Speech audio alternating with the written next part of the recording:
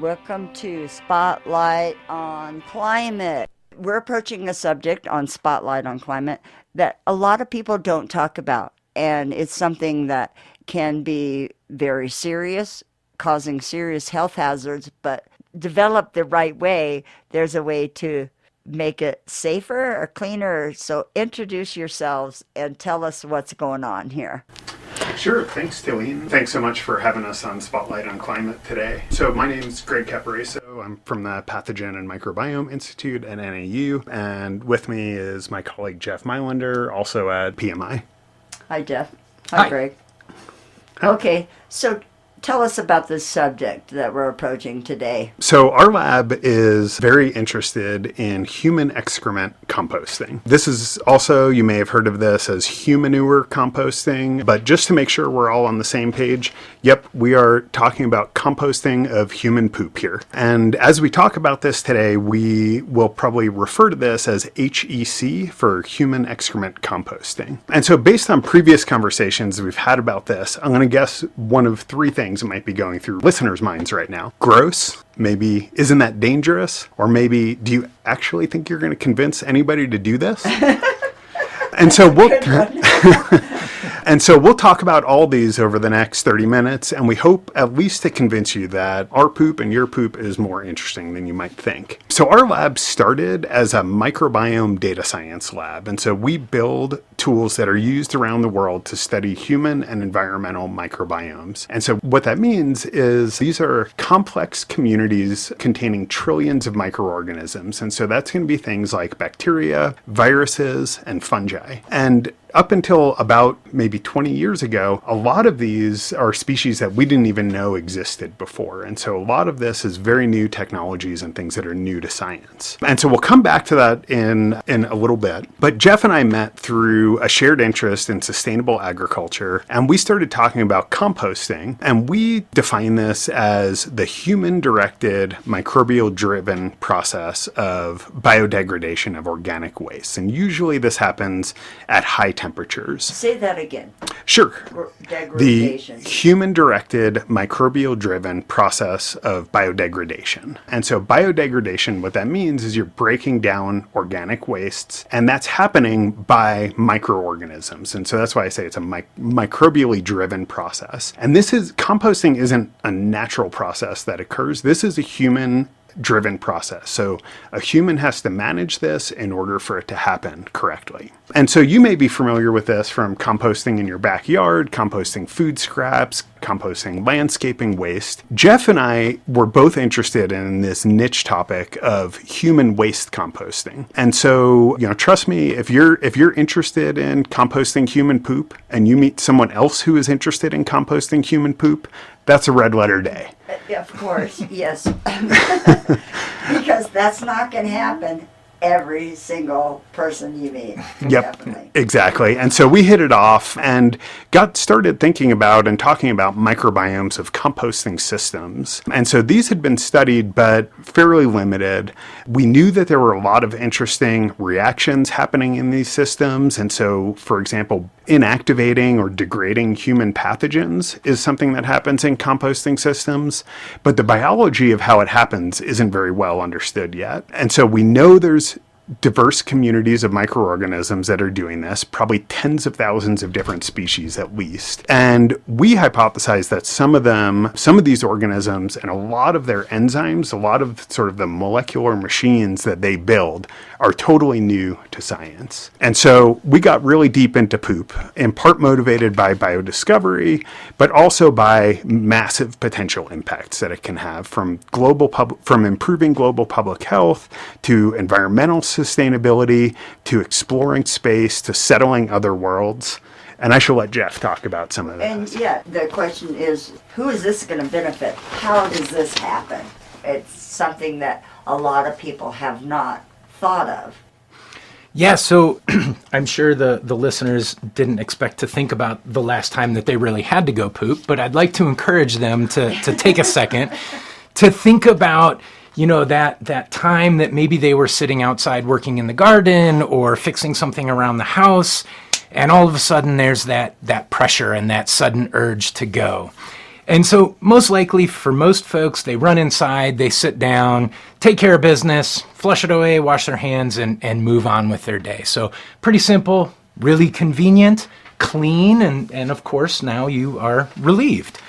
But, if you picture the same scenario, but now there's no toilet waiting for you, and the closest toilet is actually a hole in the ground, shared by your community or neighbors. Smells worse than any of the trailhead restrooms that you may have visited or gas station bathrooms. Or maybe this bathroom, this hole in the ground is too far for you. And so as you're running to get over to this, you can't hold it. And so instead you squat behind a crumbling wall or in a ditch, and you're now exposed to anybody that's walking by. You probably don't have toilet paper, so you might find a dirty piece of paper on the ground or a scrap piece of cloth, and because that's all that's there. And maybe you don't even have anything to wipe. And so you now have to return home frustrated and feeling pretty degraded and, living in a pretty unsanitary situation. And so this is the reality for more than 2 billion people globally. And so scenarios like this lead to the deaths of an estimated 1,800 children every single day from preventable diarrheal diseases. And 1,800 every single day. Yeah, this was an estimate by UNICEF and the World Health Organization. And that's due to unsanitary conditions. Living in unsanitary conditions. And so that's, just to kind of put that into perspective, after our interview today, that's about 38 children who will have died from something that could have been pretty preventable, and that's just due to their lack of access to water and sanitation. And so, it's also not just elsewhere, right? This happens in the United States. People in rural communities, low-income communities around the United States are also living in conditions where they have shared bathrooms, or their septic tanks don't work, or they're running raw sewage out into their backyards. And so they're again exposing themselves and their families to that.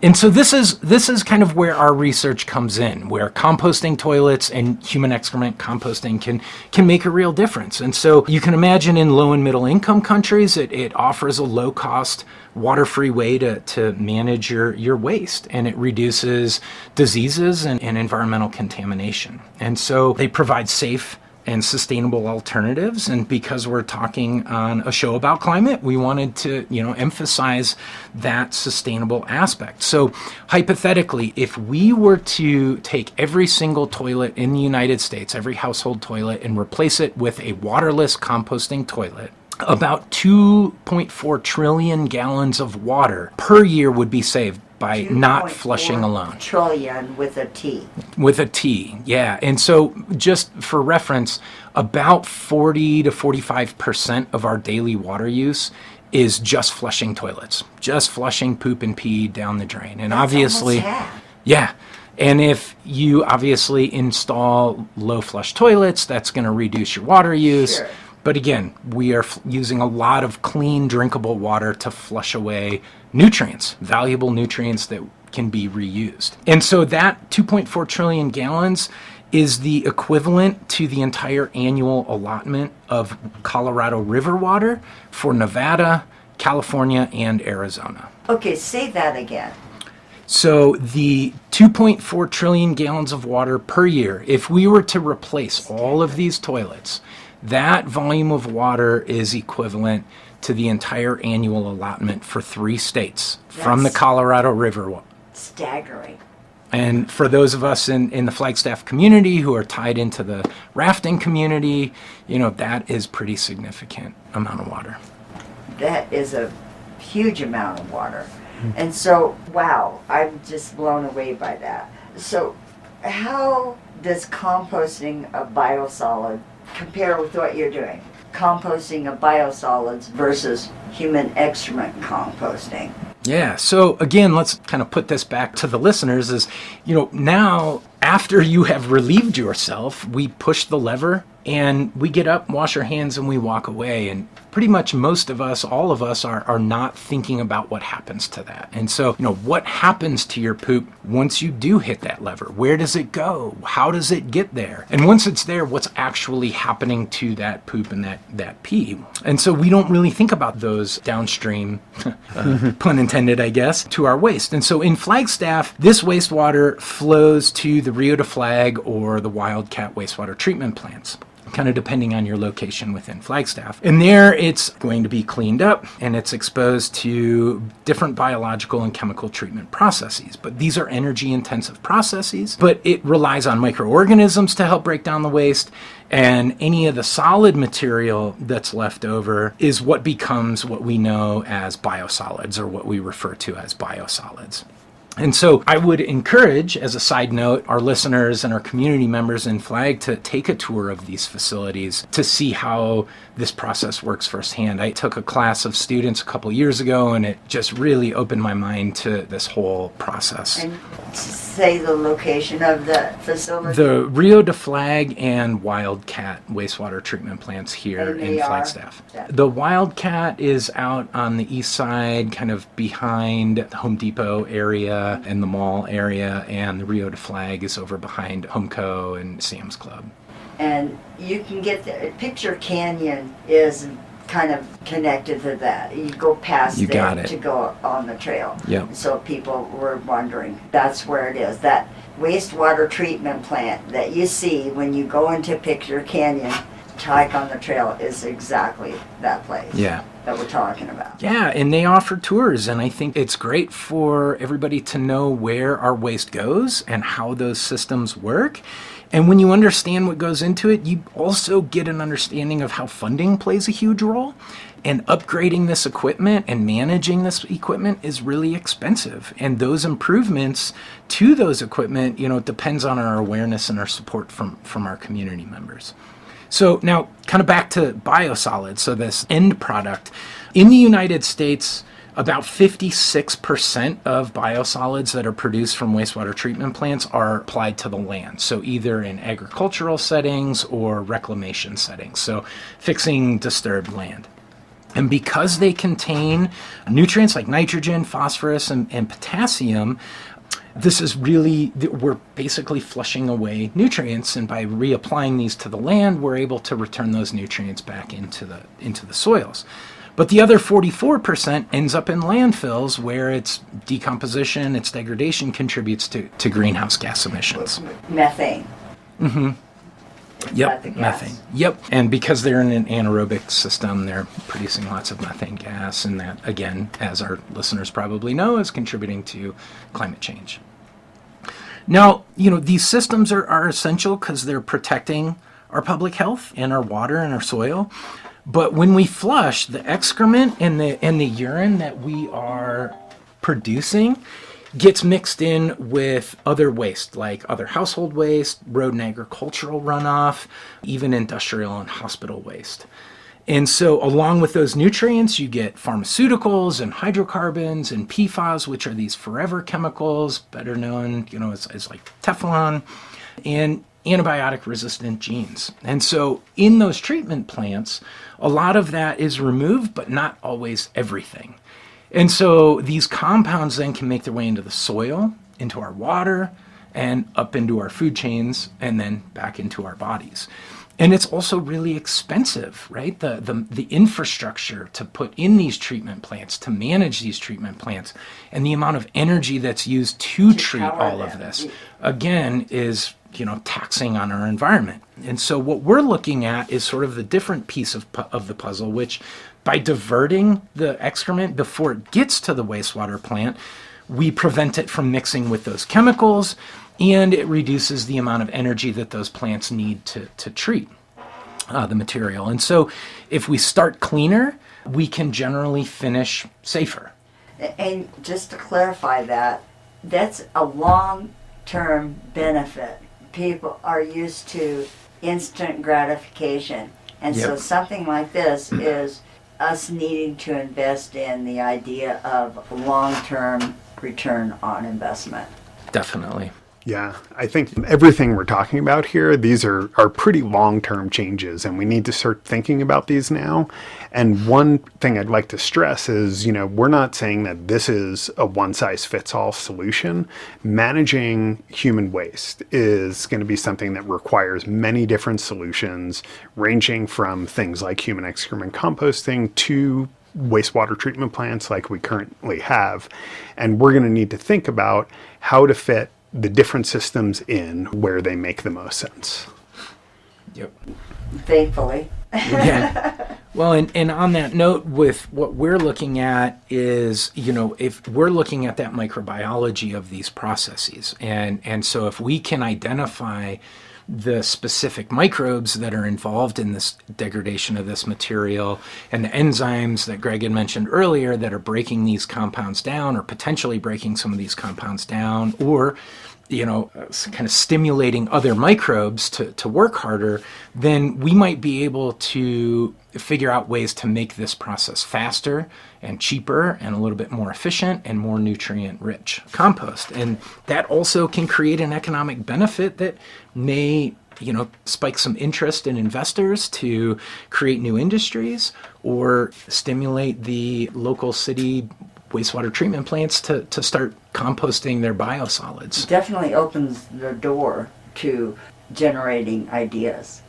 You're tuned to Spotlight on Climate. Greg and Jeff are here from NAU, the Pathogen and Microbiome Institute, and they're talking about what we can do as people in the long term look at composting, human excrement composting, HEC, and that's what we're discussing if you just tuned in. So how does you hear all about your gut, taking care of your gut, and how to make it work more efficiently. Mm-hmm. Is that something that's part of this equation that would actually boil down to diet and how a person is taking care of their overall system? And, the joke is all these parts of the body said, I'm the best because I think the brain and what is it called? The gut microbiome. Yeah. Said, no, none of you guys are working if I shut down. Mm-hmm. And I always thought about that joke being really an important part of the puzzle. Yeah, absolutely. Yeah, and so I think what you're talking about is the gut microbiome, the trillions of microorganisms that live in the human gut and have all kinds of diverse impacts on the host, ranging from things like whether a person is going to be a healthy weight or obese, to whether they might develop cancer, to potentially the severity of neurodegenerative disorders that they might experience. And so over the last 20 years, have really, due to new technologies and many of the same technologies that we're using here, we have discovered the importance of the human gut and been able to start understanding a little bit of how that complex community contributes to the host's health. And that's, that does relate pretty closely to this idea of human waste composting for there's a couple of main connections. So this is indeed where my lab got started, and the compost piles that we start with in our studies of human excrement composting, they are seeded primarily with organisms that come from the human gut. So they start out looking a lot like the human gut microbiome if you look at what microbes are present in those compost piles. And over time, as we track those, we see that they start to change from communities that look like the human gut microbiome to communities of microorganisms that look like soils. And they pass through all kinds of interesting stages along the way. And that's one of the connections there, is that it's a lot of the same organisms that are involved in both of these systems. The other main connection is the technologies that we use to study them. And so in both cases, we're using DNA sequencing technologies. And so this is the same kind of stuff that was used to sequence and analyze the human genome. And over the past 2 decades, what we've started to do is apply these to communities of microorganisms, and they let us see what microorganisms are present in, say, a given sample. So say a sample from our compost pile or some fecal material from an individual's gut. And we can profile these now in higher resolution than was ever before possible. And we don't need to be able to grow them in a dish in the lab to be able to study them. And so that's all very new. And that's really opened the door to the microbial world. And so things like this human excrement composting, this is actually a very ancient procedure. People have been doing this for thousands of years around the world. But now, due to these new technologies, we're able to, for the first time, explore what microbes are in there and how they're actually carrying out these processes and how they're doing things like degrading human pathogens. And yeah, Jeff might be able to talk a little bit about some of the organizations around the world that are doing this. So this human excrement composting is not something that we've invented or that we're the first folks to think of. There's a lot of people doing really great work around the world on this. Yeah, given these public health risks, the United Nations and World Health Organization have been promoting clean sanitary conditions. And so a lot of organizations have been installing composting toilets in these communities in Kenya or Haiti or Guatemala, India. They are trying to get these toilets out into these homes so people don't have to openly defecate. They have somewhere to go, and that contains the material. And what they're doing is really interesting because as they collect this material, some organizations are composting that and turning it into soil that then they are returning back to the community or selling to keep their organization alive. Other organizations are turning it into logs or fuel pellets that people can use in their homes for heating or cooking, so they're Amazing. not cutting down trees. Mm-hmm. Others are composting it but integrating black soldier fly larvae into it, which then the larvae can be harvested and fed to livestock. And others are turning it into biochar. And so basically they are heating this up and turning it into a charcoal-like material. They use like really high temperatures without oxygen, and that improves soil structure and water retention and can also capture carbon. And so there's also an organization called the Rich Earth Institute out in Vermont, and they're focused on diverting urine and reusing urine as fertilizers. And so in that previous example that I gave about our composting toilets replacing household toilets, if you were to collect the urine in a urine diverting composting toilet, you could use all of that urine that we would produce in the United States to grow about 130 billion pounds of wheat, which could make about 150 billion loaves of bread. And that would be enough for 18 loaves of bread per person on this globe every single year. Say that again. You could grow 130 billion pounds of wheat with just the urine that we would collect from all of the toilets in the United States to grow about 150 billion loaves of bread, and that could provide 18 loaves of bread for every single person on this planet for 1 year, every year. That's amazing. That's an amazing. Without using synthetic fertilizers. That's just from our bodies. And that is a really strong point. Okay, so we're just about out of time. We're going to skip right to what should the average person do on their own? Investigate, research? How can they contribute to this idea? Yeah, so human excrement composting is complex, and there is opportunities to get sick doing this. And so definitely not the place that we recommend starting. But food and landscape waste composting is a really great place to start. Now, this can be challenging. You tend to need a lot of that material, at least a cubic yard, for it to reach temperatures that are high enough for the composting reaction to happen and for it not to just become like a rodent breeding ground, which I think, some people may have experienced if they've tried composting at home.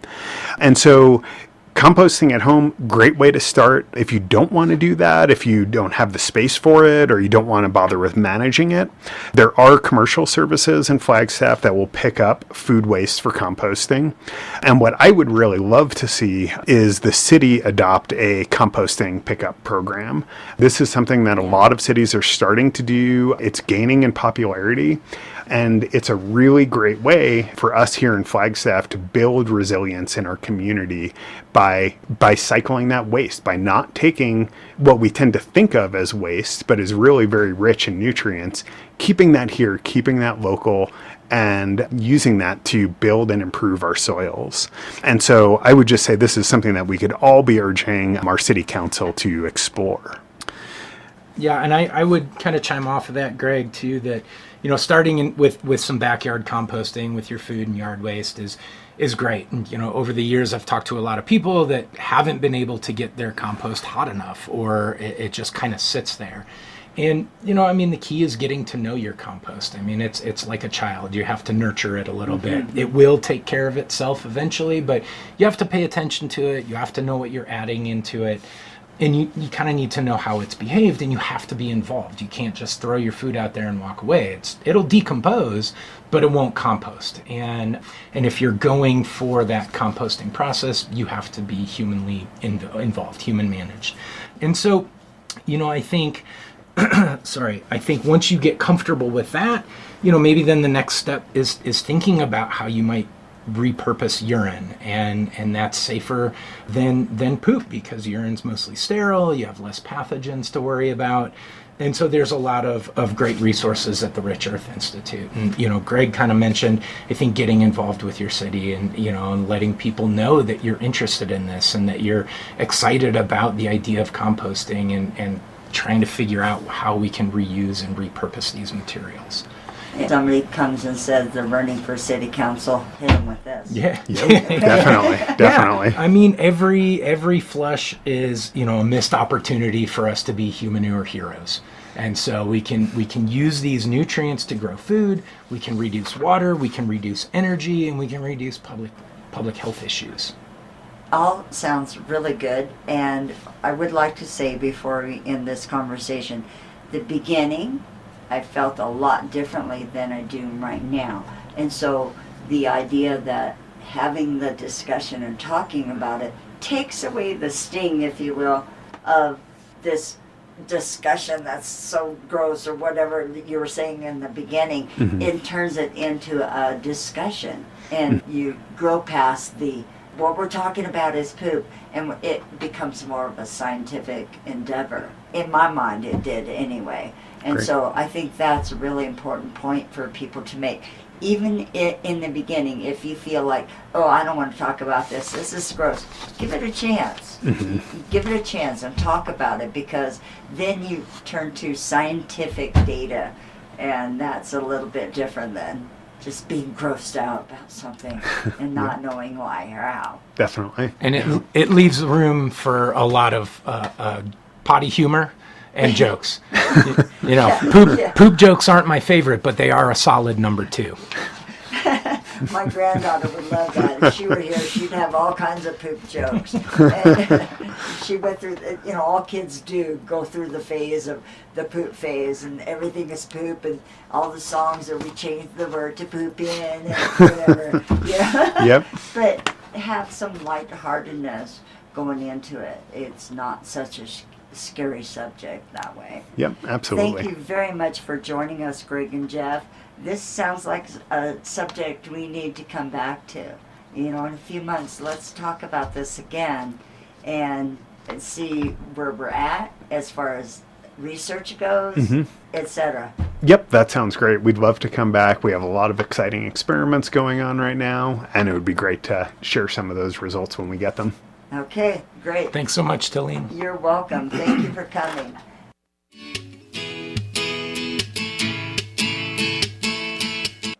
Spotlight on Climate is brought to you by the Northern Arizona Climate Change Alliance in conjunction with 101.5 FM Radio Sunnyside. Our host is Talene Corlin. This broadcast is produced by David Bull. Stephen Summers serves as executive producer. For feedback to Spotlight on Climate, or to learn more about the Northern Arizona Climate Change Alliance, visit nazcca.org.